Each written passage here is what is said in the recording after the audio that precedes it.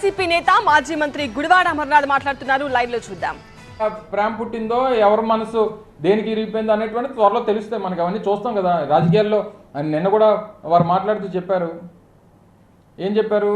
ఈ రోజు వరకు ఏ నిర్ణయం తీసుకున్నాను అంటే, ఈ రోజు అంటే నిన్నటి వరకే కదా. సరే, నేను అవన్నీ నా నిర్ణయం కాదు కదా. సో ఏదేమైనప్పటికీ మనసు విరిగిపోవడానికి లేకపోతే ఇంకోటి అయిపోవడానికి వైఎస్ఆర్ కాంగ్రెస్ పార్టీలో ఉన్నంతకాలం అత్యంత కీలకమైనటువంటి స్థానాల్లో వారు పనిచేశారు.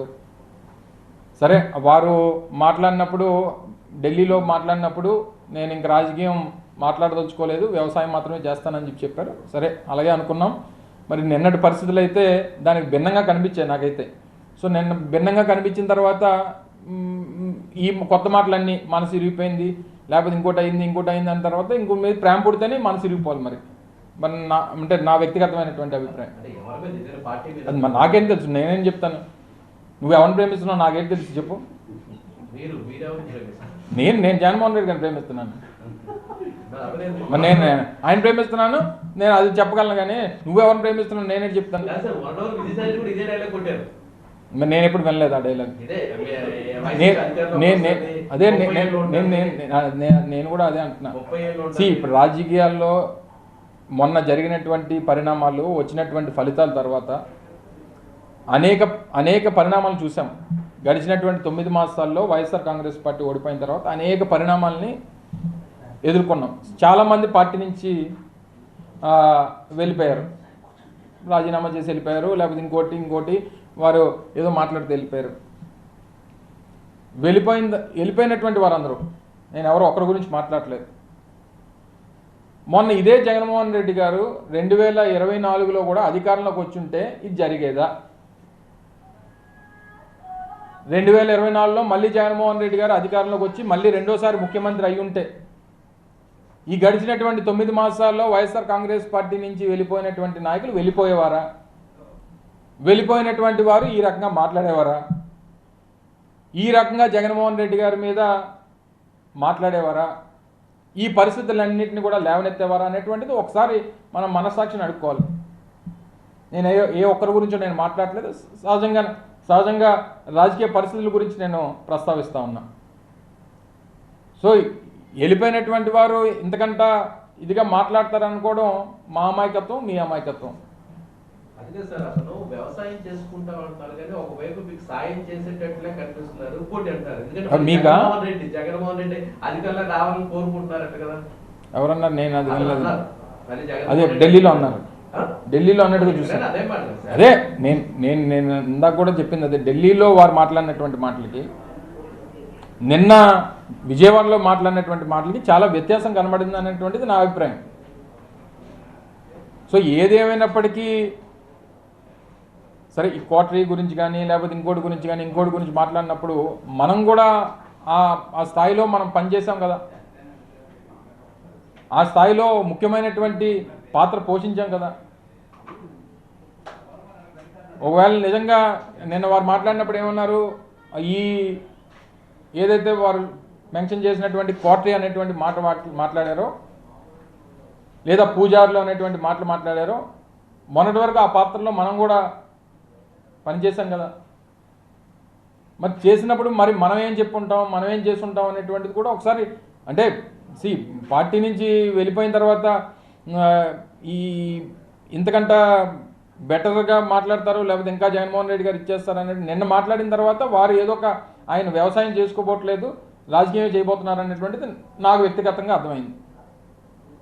ఆయన అయితే వ్యవసాయం చేయబోడు, ఆయన రాజకీయం చేస్తారనేటువంటిది నాకు నిన్న వారి మాటల ద్వారా అర్థమైంది. నువ్వు నేను ఓపెన్ హార్ట్ పెట్టుకున్నాను.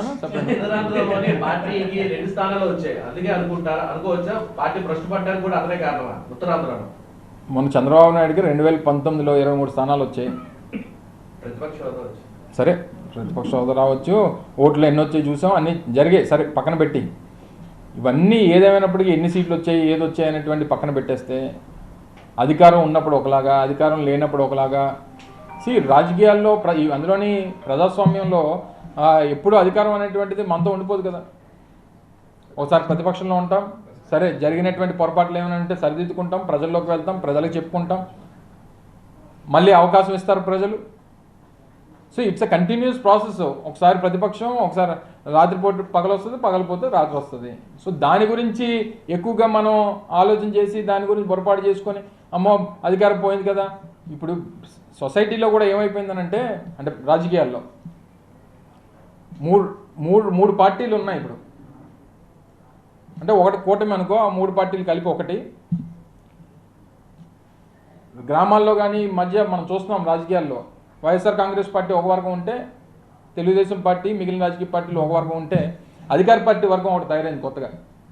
అంటే వాళ్ళకి పార్టీలతో పని లేదు, ఏ పార్టీ అధికారంలో వస్తే ఆ పార్టీ. ఇది అధికార పార్టీ బ్యాచ్ ఇది. సో వీళ్ళకి ఏంటంటే, వీళ్ళు ఏ పార్టీ అధికారంలో ఉంటే ఇంకా వాళ్ళు అంటే ఒక సెకండ్, ఒక నిమిషం మనం అధికారం లేకుండా ఉండలేము అనేటువంటిది. అంటే వాళ్ళు ఫైటింగ్ నేచర్ కానీ, లేకపోతే ఫైట్ చేయాలనేటువంటి తపన కానీ, లేకపోతే ప్రజల పక్షాన్ని నిలబడాలి, ప్రతిపక్షం చూడాలనేటువంటి ఆలోచనలు కొంతమందికి ఉండవు. సో అందుకనే గడిచినటువంటి 9 మాసాలుగా అనేక మంది ఈ పార్టీ నుంచి వెళ్ళిపోయినటువంటి వారు అనేక కారణాలు చెప్పి వెళ్ళిపోతూ ఉన్నారు. సో ప్రతిదానికి ఏంటి వాళ్ళకి ఉన్నటువంటి కారణం? జగన్మోహన్ రెడ్డి గారు. జగన్మోహన్ రెడ్డి గారిని బూచికిని చూపించి వెళ్ళిపోయేటువంటి ప్రయత్నం. సరే, ఇంక వెళ్ళిపోయినప్పుడు వేరే ఎంతకంటే ఇదిగా మాట్లాడతారని కూడా మన అమాయకత్వం అంతే. కాకినాడ సీఫుడ్ వ్యవహారంలోని సుబ్బారెడ్డి కుమారుడి పాత్ర ఉందని చెప్తున్నారు. దానికి ఏ పాపం తెలియదు అంటారు మీ మాజీ ఎంపీ. సరే, ఏదున్నా ప్రభుత్వం వాళ్ళది. ఎవరి పాత్ర ఉంది, ఎవరున్నారు, ఎవరి పేర్లు ఉన్నాయి, ఎవరెవరు ఇన్వాల్వ్మెంట్ ఉంది, ఇవన్నీ అనేక రకాలైనటువంటి ప్రశ్నలు నీకు ఉన్నాయి కదా, నీతో పాటు ప్రజలకి ఉన్నాయి. ప్రభుత్వం వాళ్ళదే కదా, 9 మాసాలుగా ఉంది కదా, ఎంక్వైరీ చేయమనండి, ఎవరు తప్పో తేల్చమనండి. నేను వచ్చి చెప్పేస్తాను 4 పేర్లు. మొన్న ఏదో ఒక ఇష్యూ అయింది, అందులోని ఏబిఎన్ రాధాకృష్ణ గారు ఉన్నారని చెప్పి నేను చెప్పేస్తాను, అయిపోద్ది, నిజం అయిపోద్దా?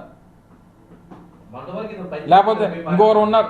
సరే, ఎవరు, అందుకనే ఎంక్వైరీ చేయమంటాను. నేను కానీ మా పెద్దలు సత్యబాబు గారు కానీ అనేక సందర్భాల్లో ఈ వేదికల మీద మీతో మాట్లాడినప్పుడు అనేక సందర్భాల్లో చెప్పాం. మా మీద అనేక ఆరోపణలు చేశారు, మా ప్రభుత్వం మీద చేశారు, ఆ రోజు మా మీద చేశారు, వ్యక్తిగతంగా చేశారు. ఎంక్వైరీ చేయండి. పార్టీ మీరే అధికారంలో ఉన్నారు కదా. ప్రతిపక్షంలో ఉండి ఆరోపణలు చేయడం వేరు, అధికార పార్టీలో ఉండి ఆరోపణలు చేయడం అనేటువంటిది అమాయకత్వం. కేవలం రాజకీయం, ఇమేజ్ డ్యామేజ్ చేయాలి, ఏదో రకంగా రాజకీయంగా మా క్యారెక్టర్స్ని అసాసినేట్ చేయాలనేటువంటిది వారి తపన. మా లీడర్ దగ్గర నుంచి ఎప్పటి నుంచి మొదలైంది? జగన్మోహన్ రెడ్డి గారు పార్టీ పెట్టిన దగ్గర నుంచి క్యారెక్టర్ అసాసినేషన్ అనేటువంటిది మొదటి నుంచి మొదలైంది, అది కొనసాగుతూ వస్తుంది. అది పై స్థాయి నుంచి కింద స్థాయి వరకు ప్రతి ఒక్కరు ముందు బురజల్లేస్తే వీళ్ళే తుడుచుకుంటారు కదా అనేటువంటి అభిప్రాయం వరకు ఉంది. సో ఈ పరిస్థితుల మధ్య వీరి తాలూకా ఆలోచనలు అంతకంటే గొప్పగా ఉంటాయి అనుకోవడం అనేటువంటిది మరి వారి అమాయకత్వం అనుకోవాలో మా అమాయకత్వం అనుకోవాలో అనేటువంటి వారు నిర్ణయించుకోవాలి. ఇప్పుడు వరకు ఏబిఎన్ ఆంధ్రజ్యోతి టీవీతో మాట్లాడాను, మళ్ళీ ఇప్పుడు ఆంధ్రజ్యోతి అంతా చెప్పాను, నువ్వు రాకముందు అంతా చెప్పాను, మళ్ళీ నువ్వు సేమ్ క్వశ్చన్స్ అడుగుతున్నాను. సేమ్ చెప్పు, పోనీ కొత్తగా ఉంటే చెప్పు, మళ్ళీ రిపీట్ చేయలేను. నువ్వు ఇంకేదైనా ఉంటే చెప్పు, కొత్తగా అడిగి చెప్తాను. ఓకే, ఎవరికి